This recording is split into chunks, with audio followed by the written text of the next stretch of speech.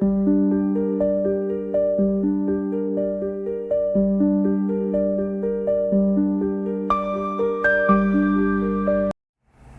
everybody, Kat here. Welcome to the channel. Hope you're having a great day. It is Friday morning, and boy, I've got a treat for you. This is like, it's almost like Conspiracy 101, another lesson. It's just amazing. I'm going to call this one, The Narrative Has Been Set. What am I talking about? Well, I'll tell you. Just yesterday, 24 hours, less than 24 hours ago, we had Lady Colin Campbell on Dan Wootton's program, and she admitted to the world that the king is suffering indeed from cancer in 2 areas of his body. And this cancer happens to be incurable, yet manageable. How does she know these things? First off, we can look at a little bit of kind of definitions of things. So I looked this up, and I'll read it to you what it says. Some cancers, while not curable, are considered manageable or chronic.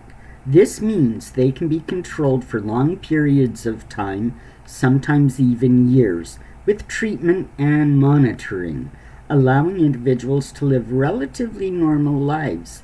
Examples include certain leukemias, lymphomas, and advanced cancers like breast or prostate cancer that have metastasized. The American Cancer Society explains that chronic cancers are managed with treatments like chemotherapy, maintenance chemo, and treating cancer when it becomes active again. So, that's a little bit of an overview. So he's got cancer in at least two places in his body. It's incurable, and he's going to have ongoing treatment. The guy is what now, 72? This is not good. What is the purpose? Why would Lady Colin Campbell come out on a show that has a worldwide audience and say these kinds of things? How does she get away with it? Well, I'll tell you. Here's the thing. And I mean, I've been watching Lady Colin on and off since she started her channel.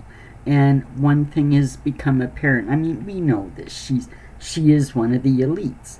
She has serious royal connections, serious connections with movers and shakers in the establishment, not only in England and the UK, but around the world, New York, Jamaica, you know. She's not like us. She lives in a castle, Castle Goring. And I mean, I'm not begrudging her wealth, her position, none of that. I'm not. I'm sure she's a very nice lady, but here's the thing. My opinion, because of the fact that she's got these connections with the royals, and she said many times even with, you know, principal royals, but she won't tell you which ones. I believe that she's kind of been, she's a royalist. She is fervently loyal to the royal family. And I believe she's been kind of, in maybe not so many words, tasked to promote a narrative when necessary, maybe. Get a word out. Remember when, you know, something which the palace wants to get out there, but they don't want to say it, or they want a certain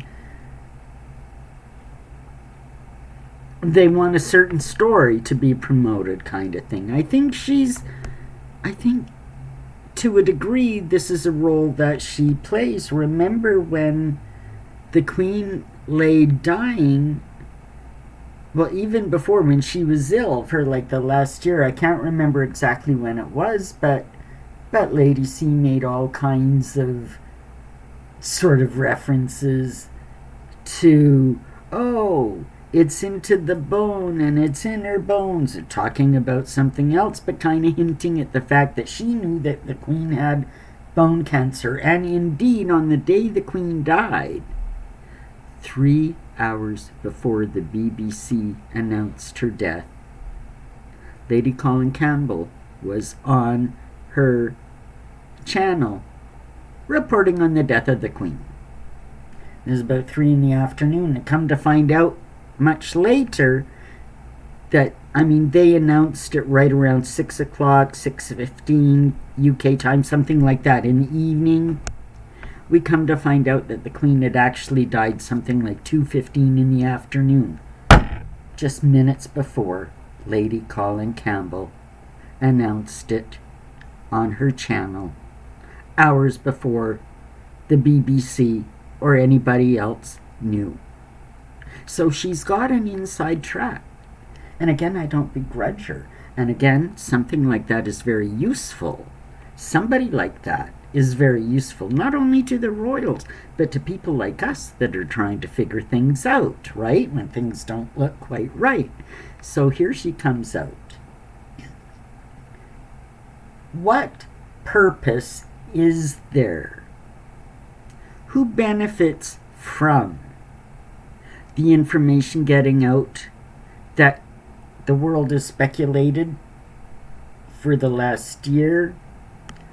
What kind of cancer? What's his prognosis? What's going on? Well, incurable yet manageable cancer in more than one location in his body. We got it. Lady C laid it out for us. Now, what is the benefit of doing that? Given his age and speculation as it's going to be, this isn't, you wouldn't think that this is beneficial. This is going to worry the public. This is going to worry the Parliament. This is going to worry all kinds of people. What kind of shape is the king really in? Can we rely on a terminally ill king? You know, these kind of confidence will be shaken with statements like these coming out. So why do it? I'll tell you why. And it's been what I've been saying since I started this channel 3 years ago. This is one for the record books. This is my playlist, King Charles III, Life Imitating Art. And the premise of the whole playlist came from the fact that I ran across something that struck me as interesting at the time, and then years later, I started to see what was going, and it was like, holy smokes, that sounds like that. It sounds like what I've been shown. And it all stemmed from a play that was performed in London in 2014 called King Charles III. It was made into a film in 2017, and you can find it on BritBox or Roku. King Charles III, 2017. The premise of the movie, and it's very eerie because this was years. There's a whole element of Harry and Meghan, whom of course there wasn't a Meghan but a black activist. He runs, and they leave the family. I mean, you can't make this. It's like, you know, how you come across those Simpsons episodes that 10 years ago they predicted something, and here we go, and when something happens, somebody online pulls up the episode. It's like that. That's why it struck me. Because I started to see what was going on in the film in real life, and I thought there's something. And it's been following along. Look at that playlist. It's quite intriguing and where we're at now. What I have said, just to recap, what I have said since even before we knew about the cancer diagnosis of the king, even before that, I said that his reign would be a very short one, and it would be disrupted in part by a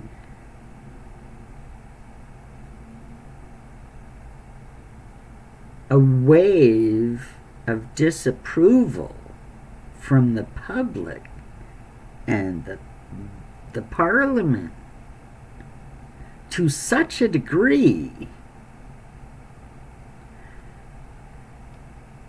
that William would step in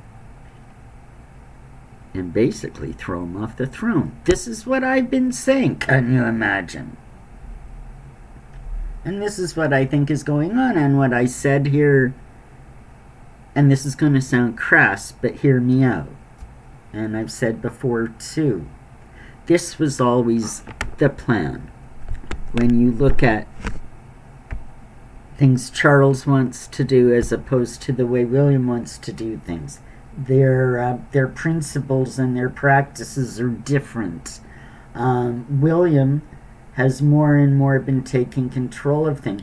We've got, you want to know what the seminal event is? The whole Harry and Meghan thing. The world is divided. The world is angry that nothing's been done, and these two are running roughshod over the reputation of the royal family.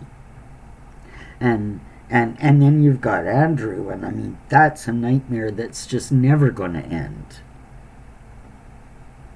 And Charles is just kind of, you know, he doesn't seem to be doing anything about it, while the public, his people, the politician, everybody thinks something needs to be done. Harry and Meghan are wearing out their welcome in America. Some are saying Harry's trying to find a way to claw his way back into the royal family because they're realizing that's all they got.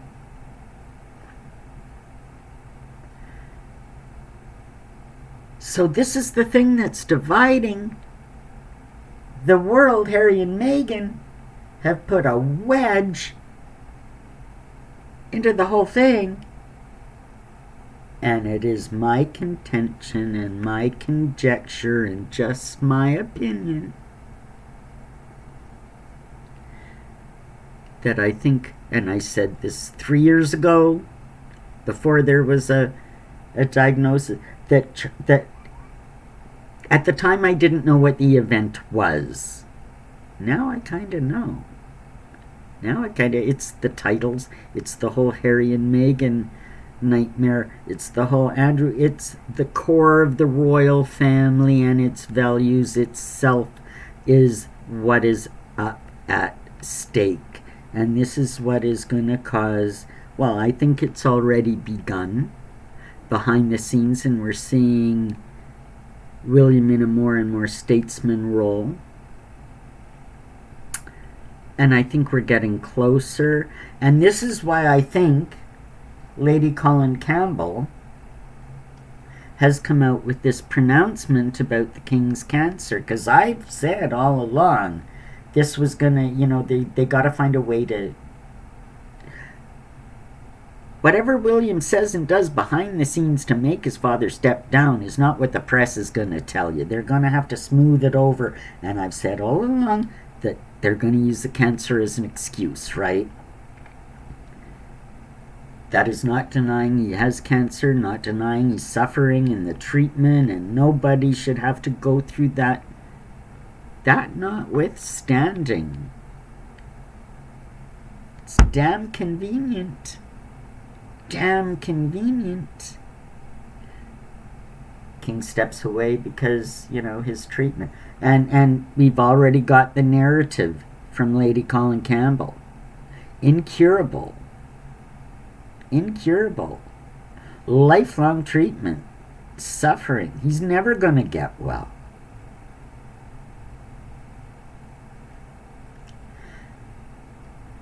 Lady Colin Campbell just gave you his medical prognosis that if you were sitting in a chair and the doctor leaned in, he's, it's incurable. The cancer spread, it's metastasized, it's here, it's there. We can give you maintenance chemo and, no guarantees it'll work as long as it works till it stops working. Can you imagine your heart sinking into your throat, hearing those words? Yeah, Lady Colin Campbell, go on YouTube, tell the world.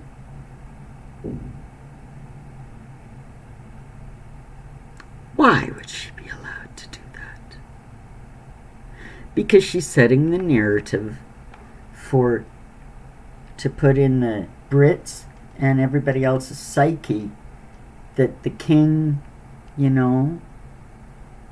won't blame him for stepping away. It's not going to be like the abdication of King Edward. It's not like that. Charles will be justified, and it won't sully his reputation to step aside. And William will be victorious.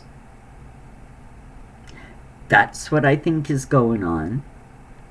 And again, I am not saying anything bad about Lady Colin. I'm just saying, given her position,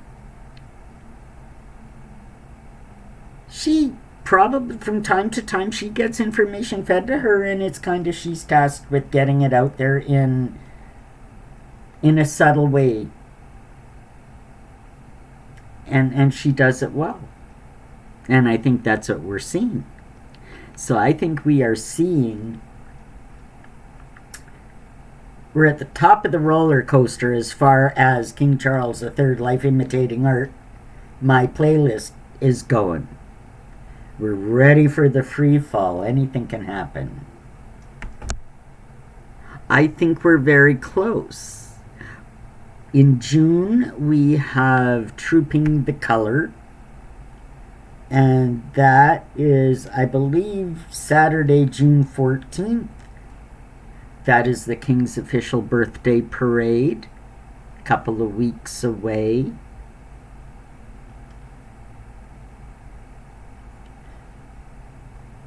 Might that be the last official engagement we see the king attend? Only time will tell. Catch that playlist, King Charles III Life Imitating Art. It's coming together, folks. This is wild. And catch the movie if you like. It's available on BritBox and Roku. Hope you enjoyed this. Leave me a comment, like, subscribe. If you are subscribed, double check that you're still subscribed, because people do drop off and you have to resubscribe. Hit that notification bell. Let me know what you're thinking, and we'll see you in the next one. Take care, everybody. Bye for now.